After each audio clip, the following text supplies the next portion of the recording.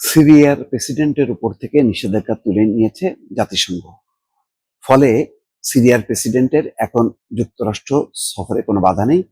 আন্তর্জাতিক অঙ্গনের খবর যে প্রেসিডেন্ট সারা, সিরিয়ার বর্তমান প্রেসিডেন্ট, তাকে আমন্ত্রণ জানিয়েছেন ডোনাল্ড ট্রাম্প এবং হোয়াইট হাউসে তাদের বৈঠক হবে। সুতরাং তার আগে জাতিসংঘ তার নিষেধাজ্ঞা প্রত্যাহার করায় এই বৈঠকে যোগ দেয়া বা আমেরিকায় আসা ক্ষেত্রে তার আর কোনো বাধা থাকলো না। দীর্ঘদিন থেকে এই নিষেধাজ্ঞা ছিল। এক সময় সিরিয়ার বিদ্রোহী নেতা ছিলেন এবং তার নেতৃত্বে ক্ষমতা দখল হয় এবং প্রেসিডেন্ট বাশার পালিয়ে চলে যান হচ্ছে রাশিয়ায়। এরপর পশ্চিমা বিভিন্ন শক্তির সঙ্গে নানা রকম বৈঠক, সলা পরামর্শের ভিত্তিতে আমেরিকা এবং পশ্চিমারা নমনীয় হয়েছে এবং এখন জাতিসংঘ তার উপর থেকে নিষেধাজ্ঞা তুলে নিয়ে এক ধরনের সিরিয়াকে স্বীকৃতি দেওয়া হলো। দর্শক।